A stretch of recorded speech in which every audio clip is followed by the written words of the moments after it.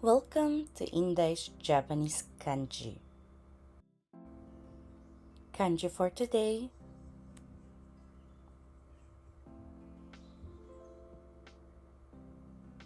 Level N3.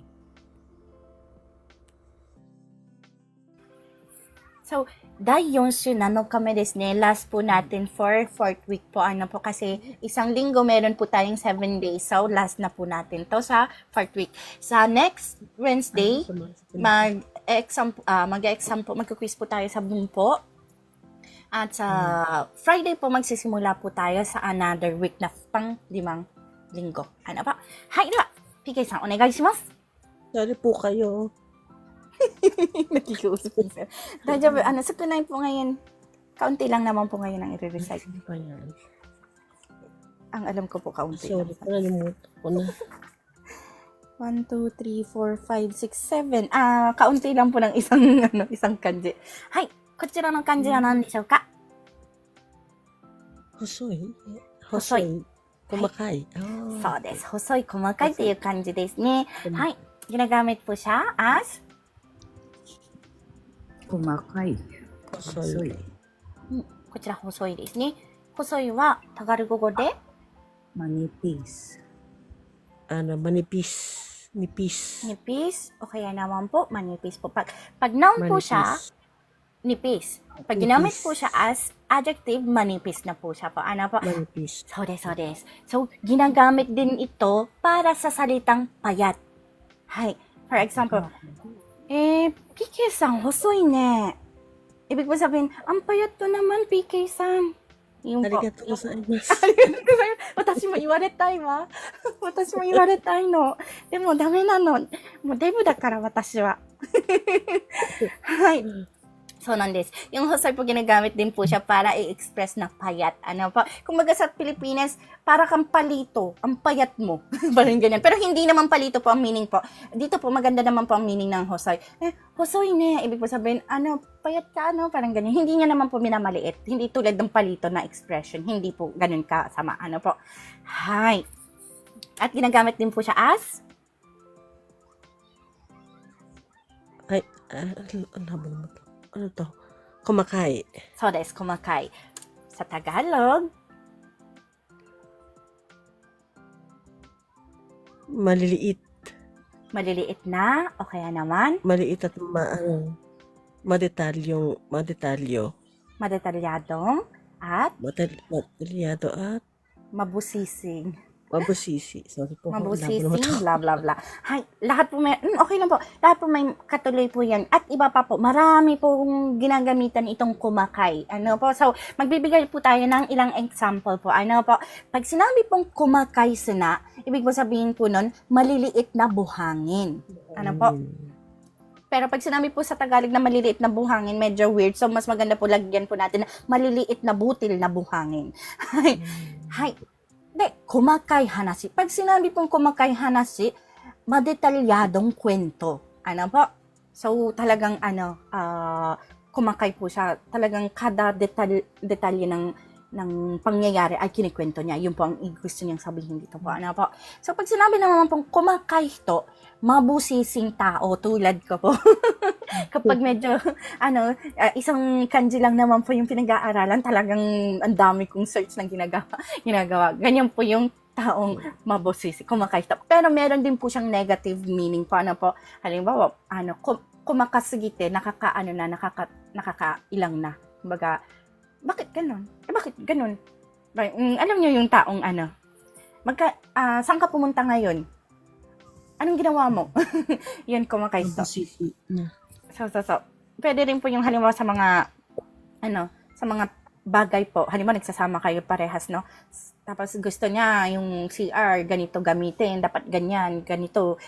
Medyo na po siya, kumakay po siya. Hai.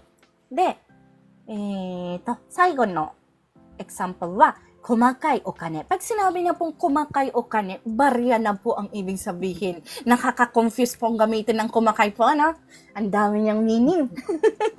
Basta isipin po natin po, yung mga buong bagay ay medyo chinap-chap niya. So, kung sa ugali siya, medyo madetalyado. Ganyan po, po. isipin na lang, i-image po natin na madetalye or medyo na chap-chap po. Yan po yung i-image po natin sa salitang kumakay po. Ano po? Hi! So, next kanji po natin. To. So, des. Meron po tayong sonomamatsukatte. Ang ibig po sabihin po niya, Pintuan. pintuan. Hi! Guys, Hmm. ang to, siguro question kayo, ano yung tobira? Anong pagkakaiba ng to at saka ng tobira? Guys, parehas lang po sila, pintuan po ang meaning. Pero, pag sinabi pong to, madalas gamitin sa sliding door. Ano po? Hay. Yung tobira po kasi, madalas po siyang gamitin po yung pintuan po ng galing sa ibang bansa. Para sa Japan po, nanggaling pong ibang bansa po ang pintuan na na nakasanayan natin po sa Pilipinas eh. Kasi yung talagang original po nila pong pintuan is yung sliding door. Yan po. Yun po yung pagkakaiba po nila. Hay. So, meron po tayong Amado. hay. So, pag sinabi pong amado, amado dyan natin, amado, Shutter. shutter. Yung po yung sa bintana po natin pong shutter. Hay, para sa bintana po yun, amado. Yung para, halimbawa may bagyo, para maiwasan pong ma-injure yung ating bintana, meron pong shutter ang bahay natin po. Kadalasan pong mga bahay, apartment dito sa Japan, meron pong shutter. O kaya naman po yung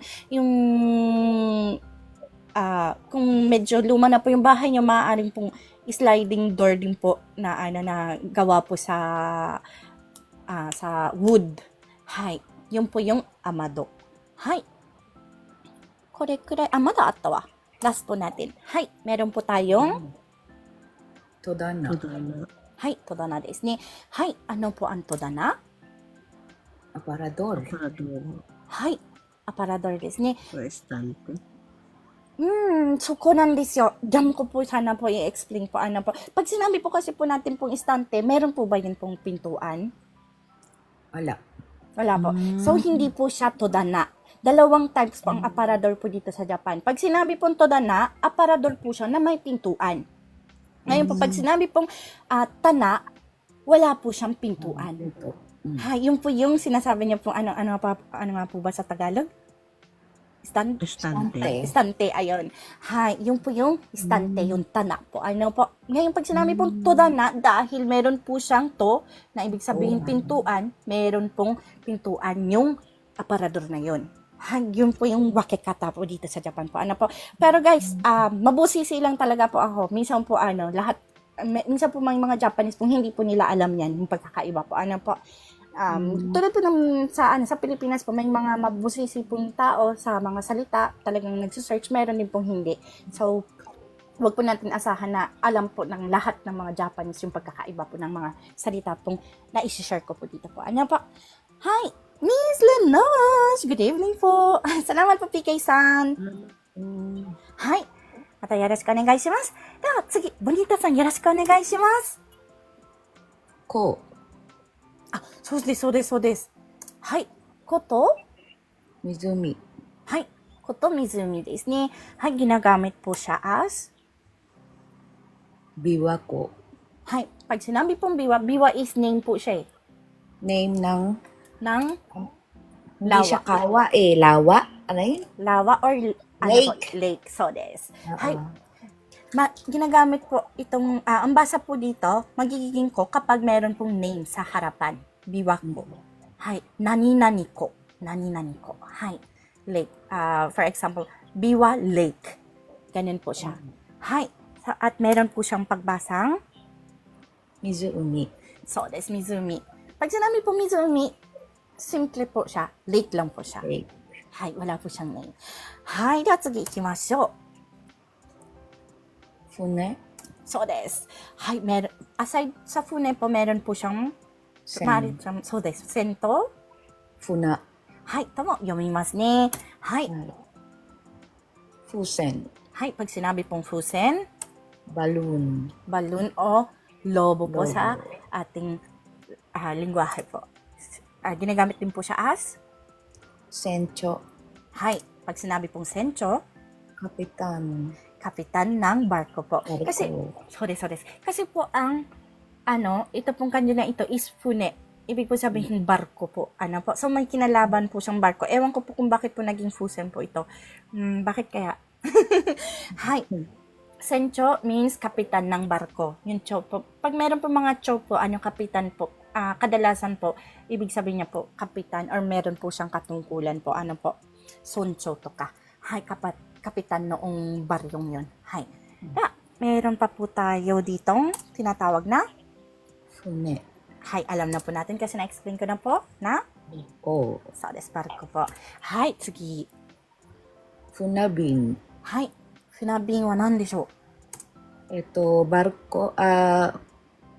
Hindi siya airmail. Hindi siya air. Barko kasi. So desu kaya Seamail. So desu. Hi, pag sinabi po natin airmail, po yan yung eroplano po, po yung nagdadala po ng mail na yun. Ngayon, pag sinabi pong funabing, seamail po siya. Hi, pagpapadala ng sulat, package, at iba pang gamit, at iba pa gamit ang barko po. Hi, kasi ito pong bin po dito po is yubing kukuto ka no bin detsu kaimasu yan eh. Hi. Te, funawa, barko. So, ibig po sabihin, seamail, pagpadala gamit ang barko. Barko. Hi. So desu. Arigatou gozaimasu. Hanggang dito na lang po. Ito po ay cut out from our free entry lesson class. Sa taong 2025, may free entry lesson class po tayo sa TikTok. Tuwing MWF at 8 p.m. Japan time.